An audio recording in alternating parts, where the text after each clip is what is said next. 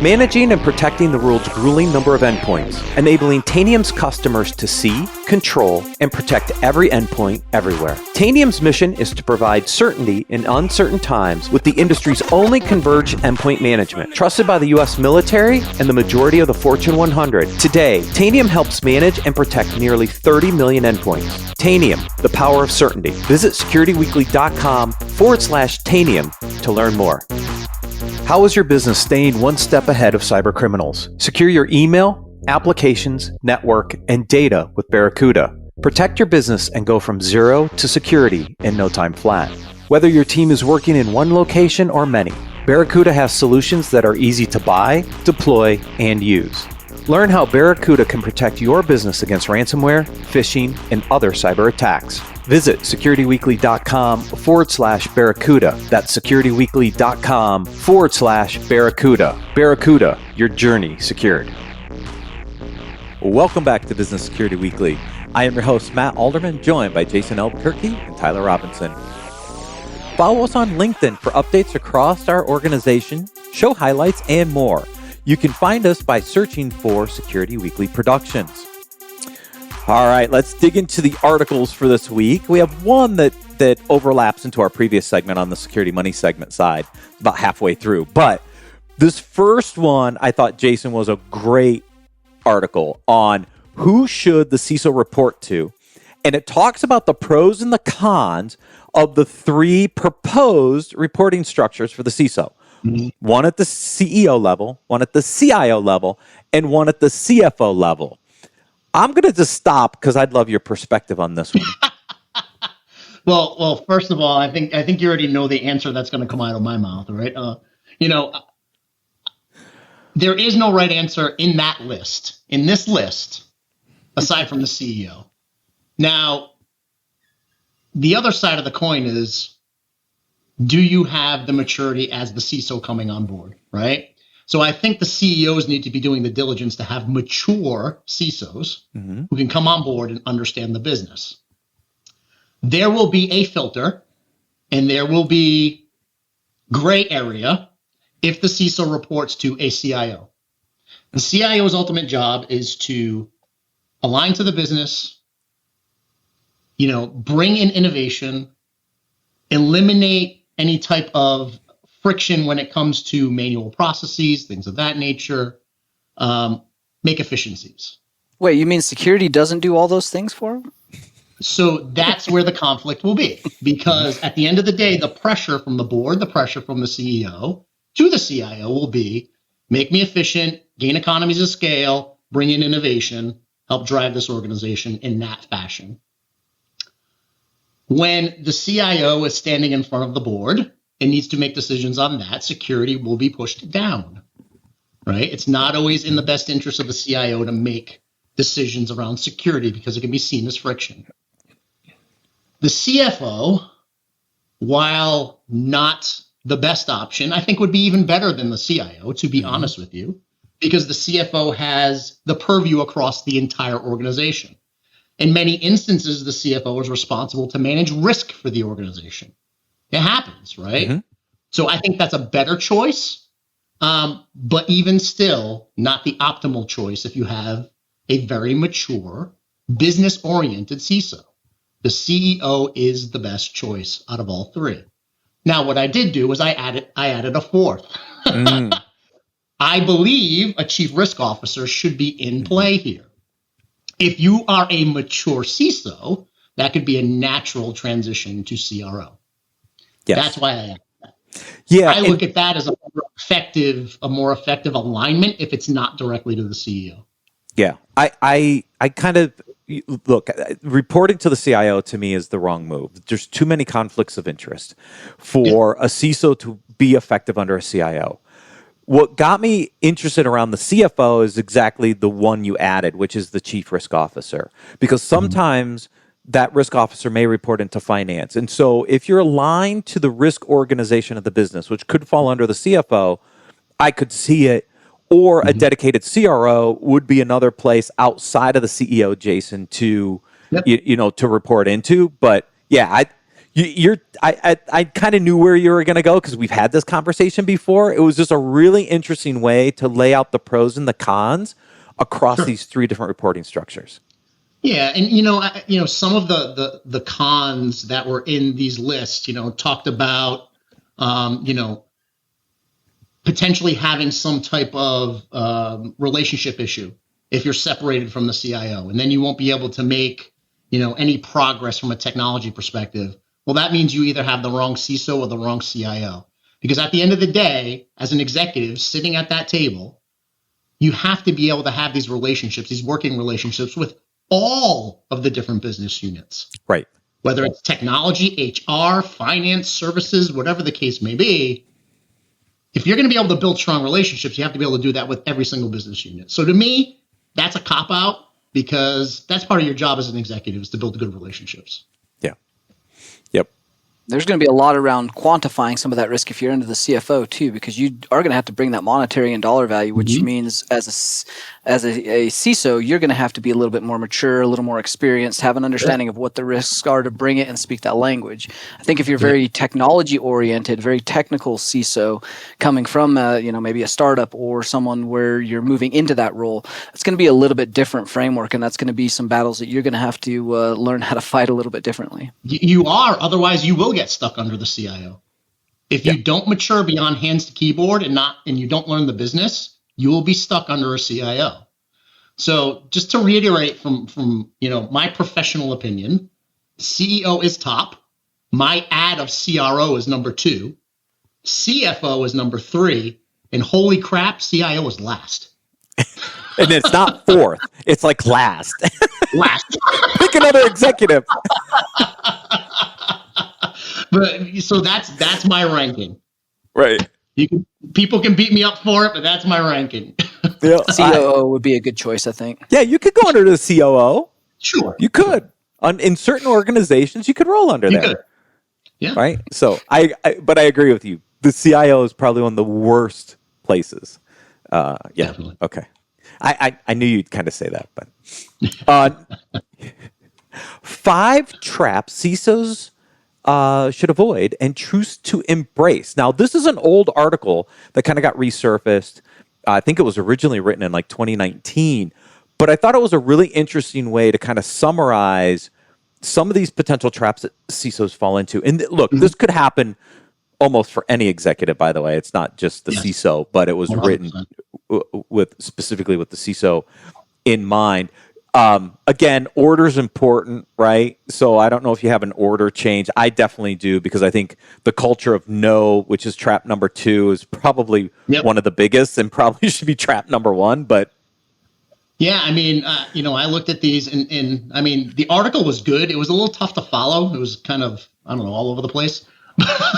But I just started pulling out, golden nuggets throughout the article itself. But yeah, no, absolutely. Order matters to me.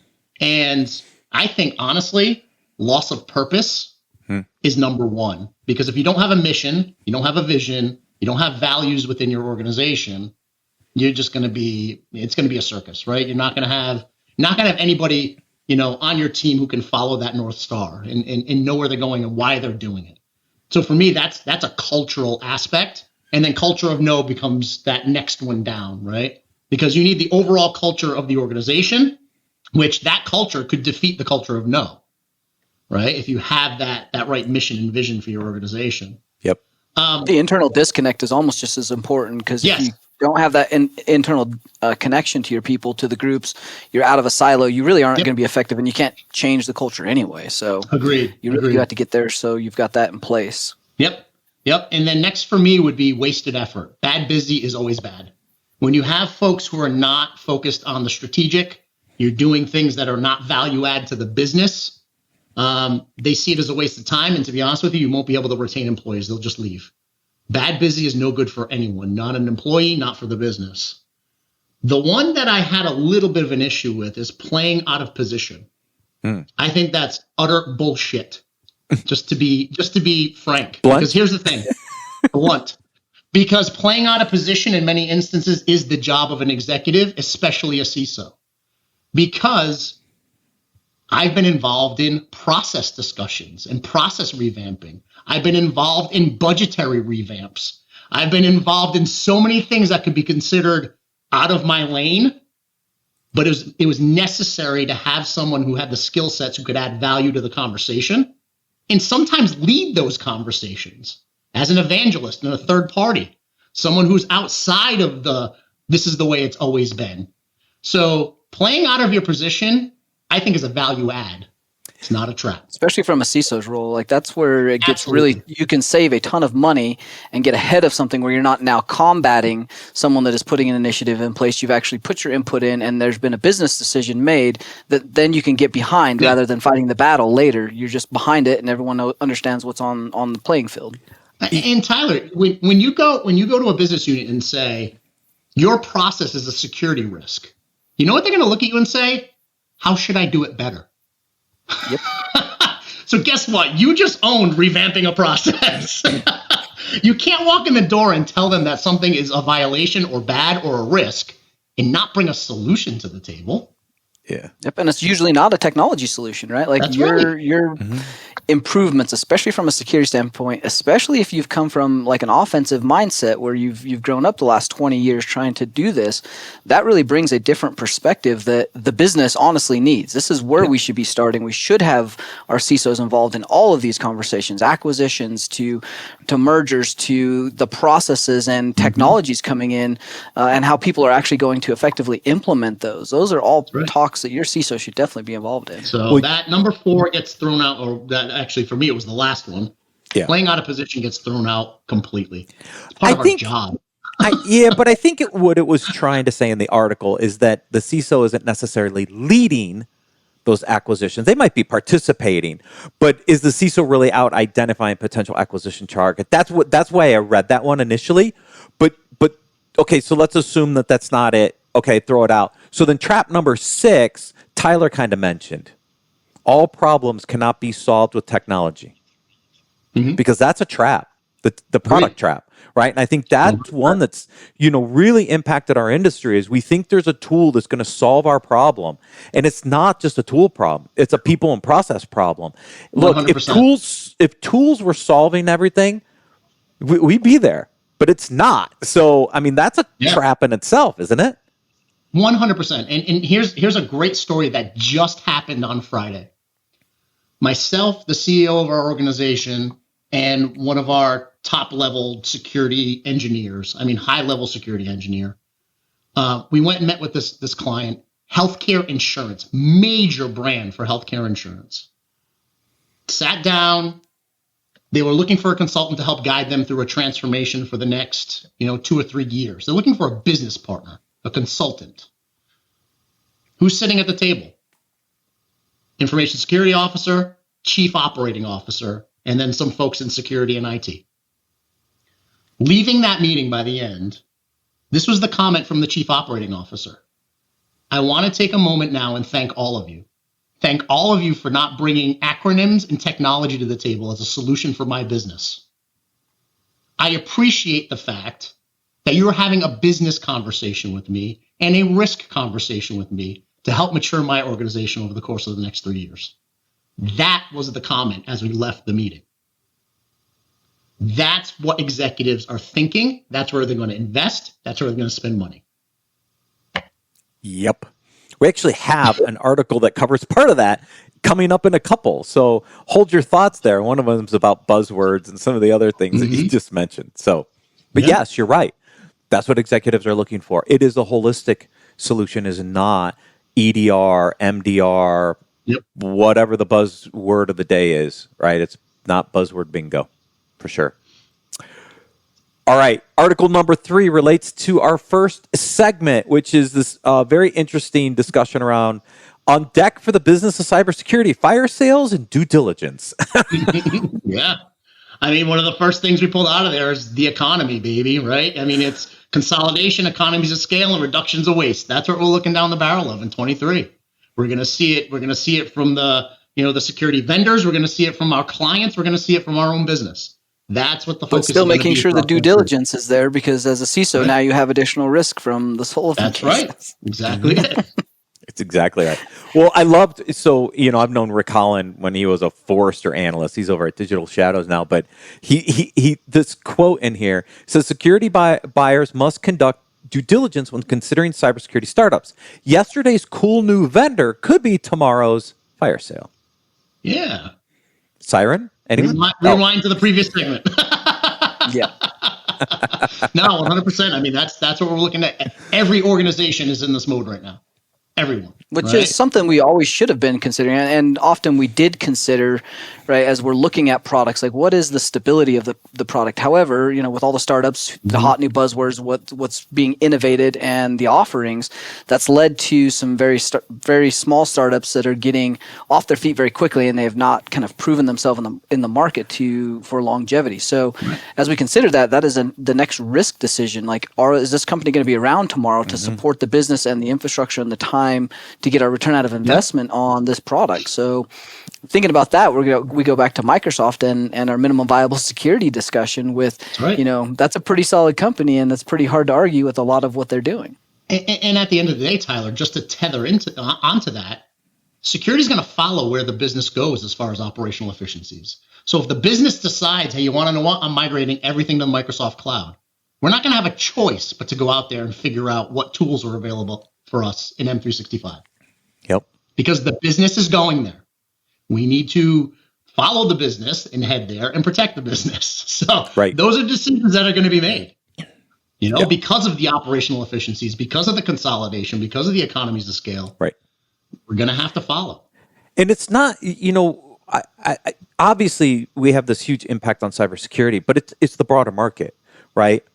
Every company is reevaluating their spends, their vendors, and everything, right? Whether it's cybersecurity vendors or others, because we were in basically a low cost of borrowing, inflated hyper growth since 2008, 9, like late 08, early 09, right? Yep. This has been going on for 12, 13, almost 14 years to this point where it's like all of a sudden it's been untouched, like just infinite growth basically for that long, and then all of a sudden you hit a brick wall and it's like uh-oh, right? And here we are. Exactly. And it's that, cybersecurity is going through, but so is every other industry. They're all going through this. 100%. And I mean, that's one of the items in this article was, the relationship that the cybersecurity leaders are going to have with the board of directors is going to become more and more important. Well, the board of directors are the ones helping make these decisions on consolidation. Oh, yeah. Right? And trimming back. So, it's going to be important that the CISO has a seat at the table while you're doing that trimming exercise, because where do you start introducing risk? You need to figure that out as you're trimming. Like maybe preemptive is a good idea from a CISO standpoint to kind of get in there before it gets to that conversation. Yep. Oh, yeah. Yes, absolutely. And I mean, those that are proactive will be in a better position to actually work much more closely with the business to make some of these haircuts, trims, changes in direction, instead of being on the backside of this. Because if you're ahead of it, you'll be in a much better position to help the rest of the business through this transition, whatever it looks like, for sure. Yep. Understanding how emotionally intelligent leaders make decisions. Again, really good article. We've covered a lot of these on the show, but I think it's important right now as leaders to think about the different leadership skills needed to get through a situation like this. Like, there are leaders that have not gone through a downturn ever. Right. This is my fourth. Yep. I've seen 4 of these, right?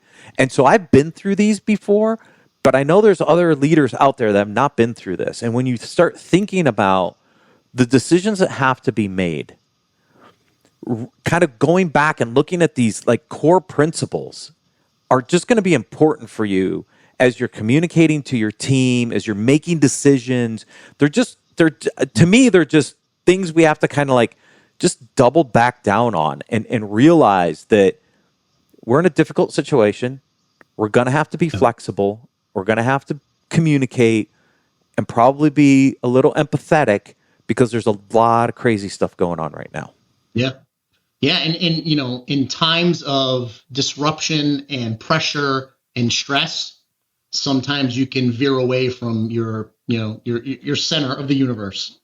And to your point, Matt, during these hard times, during high stress moments, it's good to sit back and reflect on some of those core things you need to focus on, because when it really starts getting hot, you need to settle down and have empathy and self-awareness and be able to communicate effectively still, even though you're under stress. It's that old adage, never let them see you sweat. You have to take a step back, breathe a little bit, and make sure you're still sticking to those core values that you want to make sure that your reputation relies on. I mean, honestly, right? I mean, your reputation relies on some of these things. You don't want to disrupt that. So Right. taking a step back in retrospect and saying, you want to know what? I still need to be empathetic, still need to be aware of what's triggering me, and I need to communicate effectively. It's huge. And realize like what got you to where you're at now, or what you've relied on, like you've gotten away with not having to do some of these maybe at the scale in which you need to do it now. Like that's not going to work for today. And honestly, there's an opportunity here, as negative as this is and as hard as this is, you can really forge some loyalty downwards in ranks to a brand, to a company, if you take care of people properly, if you do these emotionally intelligent things, even if it doesn't always work out for the best, like having people leave on good terms because you were there, because you actively listened, because they felt like you cared. Like it's not really what you did, it's how you left someone and how they felt when you left them. So getting some of those things right forges things in fire, and you may end up with a much more loyal team that can go through the next one much easier. Yep. You always have to sit back and say, that employee who left could be our next client. You have to take a look at it from that perspective, right? So you don't want to burn those bridges. You want to make sure that relationship's great, because I've seen it happen on multiple occasions where someone leaves the organization and all of a sudden a year later, holy crap, you're working for a client. Wow. But that's or you're great. bringing in big partnership relationships. That's right. That's it. Exactly. So, you need to be able to focus on these core values. And, one of them that just sticks out to me in times of turmoil is adaptability, right? You need to be able to adapt to the times. Oh, yeah. So, yeah, in this market for sure, which is why I brought in the second article, is because as this happens, now you've got to get your team refocused, right? There's a lot of distractions going on, right? They see what's happening in the industry, so it's very easy to get distracted. How do you keep your teams focused, right? You said it earlier, bad busy is never good. It's always bad, right? So how do we get our teams to refocus and make sure they're working on the right things at the right time that's going to provide the most value?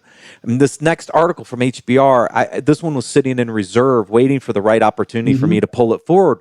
But as I was reading the previous articles, I'm like, now's the time to talk about this. As a leader, there's things you need to do for yourself and making some of these decisions, but then how do you get your team to refocus and making sure they're working on the right things?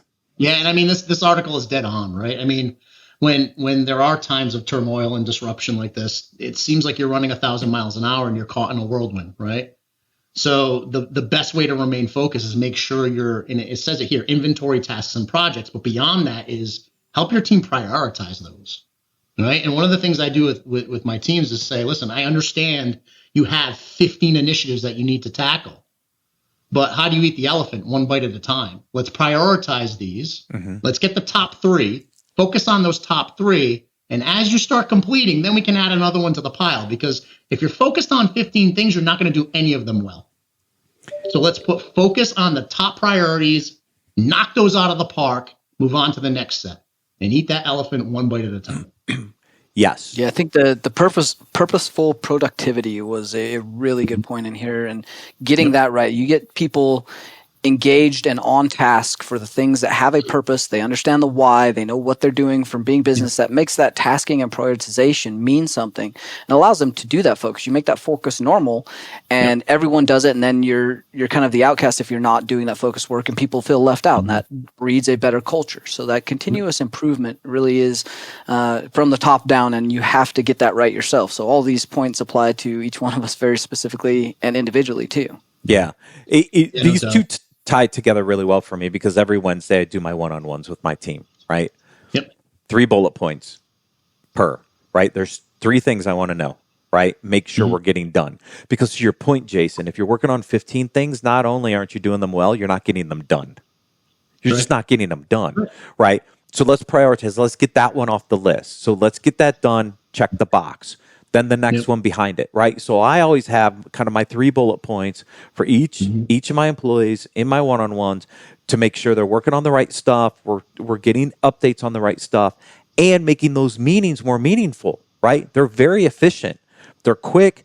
They're very focused. Now I know, and it takes time to get through, those meetings from a prep and delivery standpoint. But if you're doing those two things in tandem, your team is staying focused on the things that are most important and letting them get their work done. Yeah. The one item in here I would adjust a little bit, and it's, the culture of saying no. It's always irked me. I'm not a no person. So I would almost normalize saying not right now, right? Because at the end of the day, it's the art of negotiation, no matter what level you're in, right? You have to sit back and say, do we have enough bandwidth? Do we have enough resources? Do we have enough money? And not right now is very impactful, because you can sit back after you have that conversation with a peer or a colleague and say, listen, if you feel this is higher priority and I can't get to it in my stack of priorities right now, I'm 5 weeks out, I'm 6 weeks out. Let's go have a conversation with the other stakeholders, and maybe we can negotiate priority. Let's go talk to the CFO. Let's go talk to the CEO. Let's go talk to HR. Whoever the other stakeholders are who can help us make a better decision on the priorities of these initiatives, let's go have that conversation. Now you're on the same page. Now you're at that same table working together, right? So I'm not a no person. I'm a not right now person. That's that emotional intelligence. That's that empathy, because that may not be a high priority to you, but that may be the world to them in their priority list, and getting those things, the resources they need to do those is very important. There's nothing wrong with bringing in a third-party stakeholder to help make a strategic decision for the organization. Right. Nothing wrong with it. Jason, you just described my weekly one-on-one with my CEO. Because I can never say no. But it's all about priorities, like what's next in the list, right? Because when you're in an environment like this, right, you're running at 1,000,000 miles an hour. It's all about prioritization. Yes, that's a great idea, but it's got to come after this, this, and this, right? Because we have to make sure we're delivering on the things that we believe are the highest priorities across the organization. It's not that it's I can't do this right now, because if I do this now, then I can't get this done, right? That's right. And so it's this constant reprioritization. And it can become a negotiation, right? Yeah. And if you come to the table with your A game, you can effectively articulate what that is going to mean in risk. If we take this initiative and we push it out 6 weeks, here's the risk to the business. Yeah. Right? Yep. Because if you want to take this particular initiative and shove it in here and replace it, here's what's going to happen. Timelines, more money, more risk. You have to be able to have that comprehensive conversation around what moving timelines means. Yep. What moving initiatives means, what trading out these priorities means. And if you can do that effectively, you'll make great decisions. Yes. And they'll be collaborative decisions. They'll be collaborative. They won't know. And making sure you're considering the people too. You bring those people back into those timelines and shifts, and understanding what does that take for them mentally to make that shift in multitasking? What does that do to their prioritization and their mental focus? Do they feel as valued? Is it the meaningful work that they're looking to do? Those are risks you have to take and look at too. The quality of the work, Tyler, too. I mean, if I'm going to uproot someone who's been working on a project for the last 6 weeks and all of a sudden shove them on a new project, then they're going to have to come back and revisit that later. Right. What does that do to the quality? What does that do to the person? What does that do to whatever they're working on for the client? Right. No bueno, right? So it's coming to the table with that A game. Yep. Agreed. Last article. I almost didn't put this in, but I'll tell everybody why in a second. But it's how to effectively communicate cybersecurity best practices to staff. Now, this comes from Perry Carpenter, who works for KnowBe4. I've known Perry for a long time. This is not a KnowBe4 pitch, which I couldn't do if they're a competitor of ours. But I like the way he wrote this article, right? Because he does talk about the challenges of what's happening in this behavior change kind of environment that we're in. And I thought he did a really nice job of laying out like how to effectively communicate this to a staff that, look, they don't really understand cybersecurity. This is one of the biggest challenges. We had a meeting this morning with an oil company, it's more about safety, right? Security sits under this broader safety umbrella. Yep. So you got to understand the context of the staff. They are not cybersecurity experts. And if we want to help effectively communicate about the safety or the risks associated with security, we have to go about it differently. We can't use buzzwords, and we have to understand like the stages of how people, learn and adapt, right? And so he did a really good job laying this out, which I thought was great, because this is the challenge to me for our industry. Like, how do you effectively get people to change their hearts and minds around security in a way that they understand? And that's still a big gap for us. Yeah. And I see this is cybersecurity leaders going up that, maturity ladder, because at the end of it, Tyler, Matt, this is know your audience. As leaders, we've been there, we've done that. It's when you're speaking in public, it's when you're training, it's when, you know what I mean? It's know your audience. What this does is it takes a deeper dive into, what that means. And I love that. I love the fact that, he went through 5 stages from, unconscious incompetence, which is completely oblivious to the topic whatsoever, all the way up to mastery.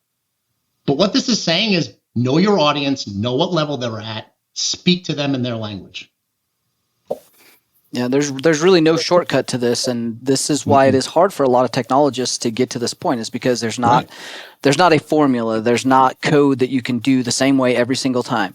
This is reading people, being very cognizant of the industry, of the vertical, of where they're at in their maturity, and then understanding with the emotional intelligence the psychology side of this. How do you have to talk to the person that is the A in the room, that is leading, that is bringing up all the barriers? You've got to know how to take those no's and turn them around. You've got to do the salesman thing on them to get the idea across. You've got to use the psychology on the people that are quiet, but have the power and are taking notes and very aware. You've got to read the room, read people, and adjust yourself in real time, which is very difficult. We'll be real. That's a acquired skill. That's something that is always improving, and it takes a lot of effort to do that for each individual person. But that is how you affect change, and that's how you influence people and change minds. And understand that you're still there to serve.